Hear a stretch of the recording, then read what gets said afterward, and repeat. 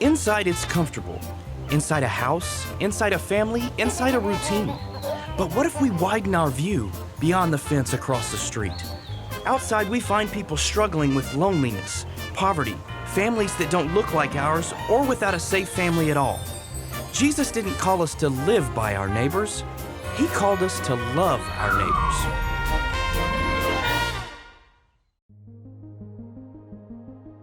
Do you remember as a teenager the friend's house that you most enjoyed hanging out at? It wasn't always the biggest house or the cleanest house. It was the house that you felt comfortable and welcomed in. The mom wasn't stressed out about whether you had your feet on the coffee table or whether there was a coaster under your drink. And the dad of the house wasn't dispensing unsolicited advice or angry with you that you ate the last of the Keebler Elves chocolate chip cookies. There was something about the home that was hospitable. Another high school memory may be that riding on that packed bus going to a church camp or coming back from a band competition. And when it came time for lunch, the big school bus would pull up into a row of fast food restaurants, and one person would get off and run into the restaurant and just check to see how hospitable it was. Were the employees freaking out that this busload of kids had just driven up, or were they preparing for it and saying, "Come on in, we're well ready for you"? So if the scout who went in found that this was a welcoming atmosphere, the environment inside the restaurant, he'd come back to the door and say, "Come on in." And when he did, everybody would pile off the bus and go in there. You see, the restaurant did not have to impress every person on that bus. All they had to do was impress the scout who came in to check out the restaurant. Once he experienced hospitality, he was telling all his friends, "Come, join me. This is the place for us to eat today." Hospitality is a big deal in the New Testament. The early Christians practiced hospitality and tried to improve their hospitality to one another as well as to those in the community. The book of Hebrews is many scholars think is an ancient sermon from the first century. And it's full of possibly the very words that this preacher, this unnamed preacher of Hebrews, is proclaiming. And he summarizes his message by giving a set of exhortations in Hebrews chapter 13. And I'm going to read verses 1 and 2. Hebrews 13, 1 and 2. Keep on loving each other as brothers and sisters. Don't forget to show hospitality to strangers, for some who have done this have actually entertained angels without realizing it.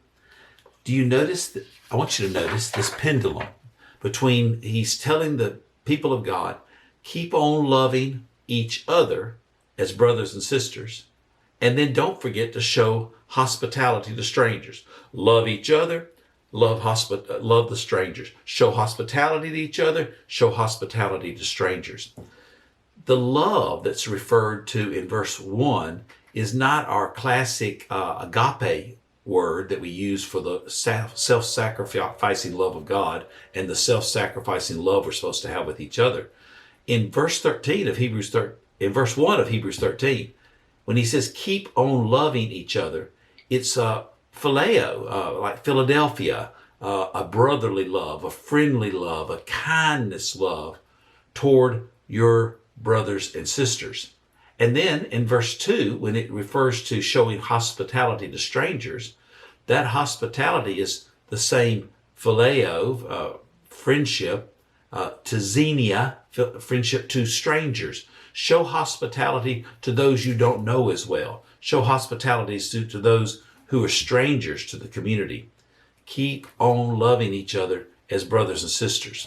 To the church is a call toward one another, that we're to continue to be kind to one another and be hospitable to one another.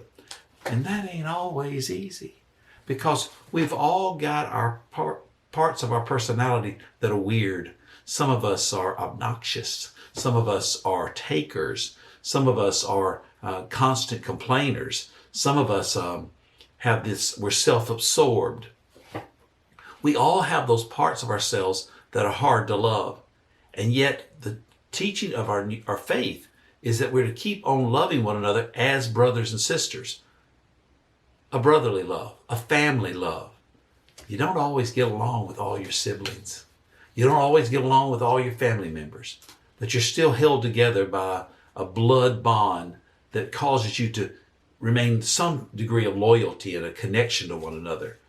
As the body of Christ, we are to be continually loving one another, showing kindness and warmth and goodness to each other, extending hospitality because we're part of the same family. And actually, by learning to love our family members, we become good at loving the stranger, which is what verse 2 says. Don't forget to extend love to the stranger, hospitality to the stranger. Now, love for other Christians is important. John 13:35, Jesus said, "Your love for one another will prove to the world that you are my disciples."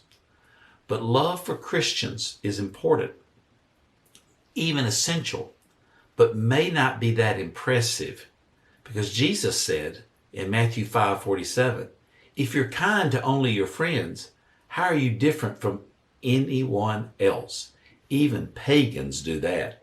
So the point Jesus is making, he tells us that by our love for one another, that we develop that hospitality, that love, that kindness, that warmth between one another, the world will see, it'll be a proof to the world that we are indeed followers of Jesus, this God of love. But he says, if all you can do is show love toward your family members, those people that are in your community of faith, then you're no better than the pagans, because they do that for the people that are closest to them also. So the scripture's telling us, don't not only continue to show love toward your brothers and sisters, but also don't forget to show hospitality to strangers. Showing love to outsiders rings of life change. It has the fingerprint of a Heavenly Father all over it. Hospitality to strangers is not a peripheral theme in the Bible. In fact, hospitality is a big deal in the New Testament. In 1 Timothy 3:2, we're told that one of the qualifications to serve as a pastor or an elder is that you are able to extend hospitality. 1 Timothy 3:2, he must enjoy having guests in his home. When was the last time you saw a pastor or an elder disqualified because they weren't very good hosts? And yet, this is one of the qualifications. Like the writer of Hebrews, Peter describes this same pendulum of swinging between loving the community of faith and loving those who are strangers. In 1 Peter 4:8-10, he writes, "Most important of all, continue to show deep love for each other, for love covers a multitude of sins. Cheerfully share your home with those who need a meal or a place to stay. God has given each of you a gift from his great variety of spiritual gifts. Use them well to serve one another." Paul's qualifications to Timothy for serving as an elder. Peter's expression of welcoming strangers just like you welcome believers. And then John writes to the early church in that small letter that we call 3 John, verses 5-8. And he tells the early church that they need to be hospitable to Christian missionaries who are passing through their area who they don't even know that well. He said, "Dear friend, you're being faithful to God when you care for the traveling teachers who pass through, even though they are strangers to you. They have told the church here of your loving friendship. Please continue providing for such teachers in a manner that pleases God, for they are traveling for the Lord, and they accept nothing from people who are not believers. So we ourselves should support them so that we can be their partners as they teach the truth." Hospitality, even to those in our community of faith, those who are fellow believers that are part of a wider work around the world. Paul also tells us in Ephesians that we love the stranger, the person we don't know very well, because we also were once strangers. Ephesians 2:12. "In those days, our former days, you were living apart from Christ.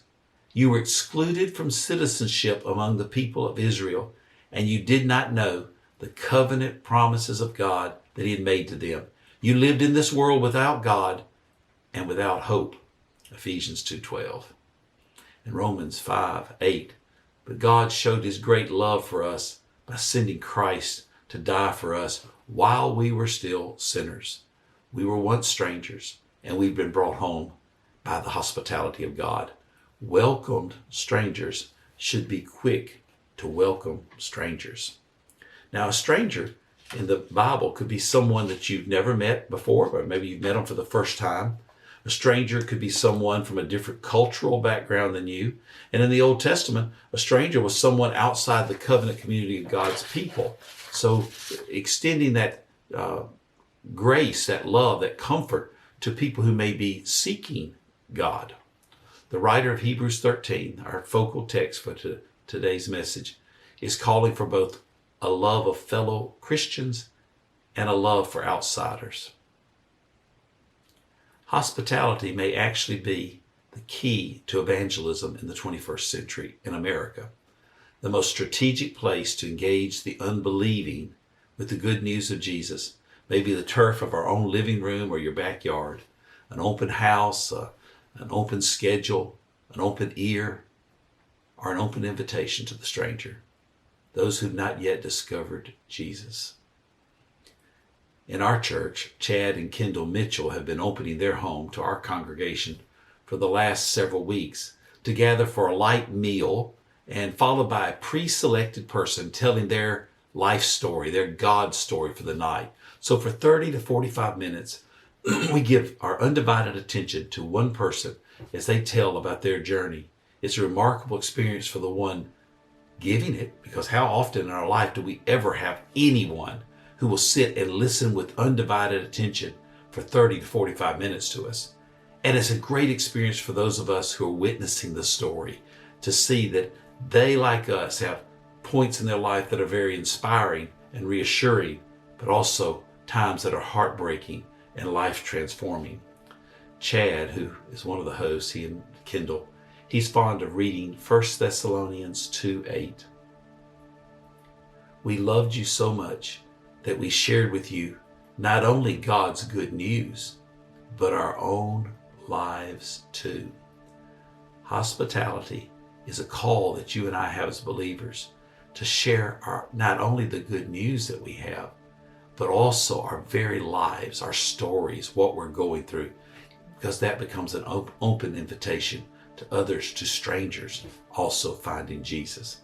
In fact, hospitality may have more integrity than thumping someone over the head with a Bible or words of condemnation. Ryan is our oldest son living in Montana. He doesn't know many people in Kalispell, and he's 2,117 miles away from our front door here in Mississippi. And he's not latched onto a church family in the area, and it's been a matter of prayer for his parents. On his birthday last month, isolated from family and not with a church family connection there, his co-workers at the hospital where he worked threw him a surprise party. The joy, they sent us a picture of the joy on Ryan's face at the idea that people remembered him, lifted his spirit, as well as the spirit of his family 2,000 miles away. Turns out that the workers in this department of the hospital are Christians who apparently live out their faith authentically. Throwing a surprise party communicated more of the love of Christ than what 40 hours of in-depth Bible lectures would have accomplished. Hospitality may actually be the key to evangelism in the 21st century in America. Can you recall experiencing someone else's hospitality? Do you remember the feeling of being comfortable, cared for, welcomed, that I'm wanted here? Has someone come to your mind that could benefit from your hospitality? Perhaps someone in your church family, or even someone you don't know very well outside the church. How about reaching out to them this week? Invite them to a restaurant. Invite them to your home. Invite them to grill out in the backyard. Don't try to impress them with a fancy meal or a dust-free environment. Just show kindness to another person who is loved by God. Hospitality is a big deal in the New Testament because it expresses God's attitude toward us. He is inviting us to himself, his house, when we're yet still far away.